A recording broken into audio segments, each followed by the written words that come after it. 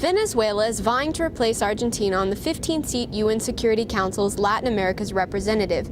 It is opposed by a U.S.-backed Guatemala, who is presently in the lead for the position. The election comes at a crucial moment in light of North Korea's recent nuclear capability and Iran's nuclear threat. This conflict has polarized the international community.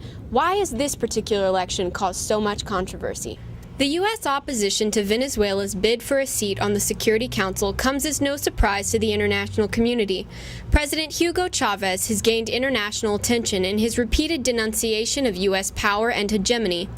In September 2006, he stood before the United Nations and openly called President Bush the devil.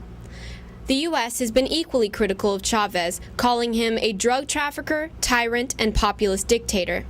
The populist president has encouraged greater Latin American unity as the leader of the Bolivarian Revolution, a set of economic reforms designed to fight social ills like poverty and illiteracy.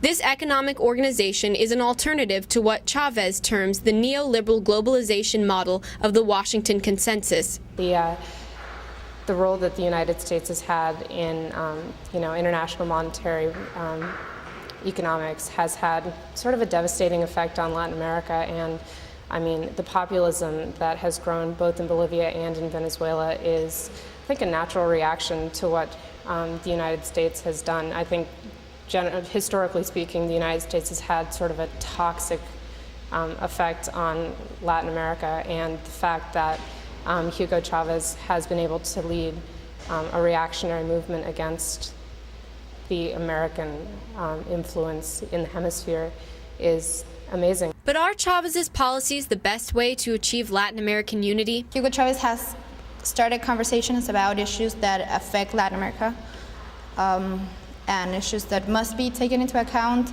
in order to solve them, because they have been neglected. And Hugo Chavez is, I think, the first one who has actually done something about it, seriously.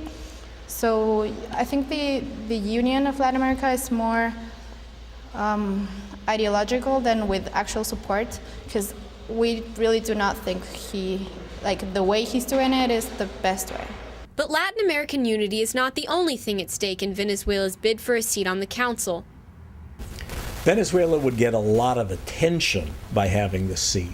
It magnifies their voice internationally considerably. It isn't simply Hugo Chavez saying this or that. It is a delegate on the Security Council making these statements. So the U.S. doesn't want to see that. It doesn't want to give Venezuela any additional visibility, but that's not the same as saying that Venezuela would be particularly effective in that position.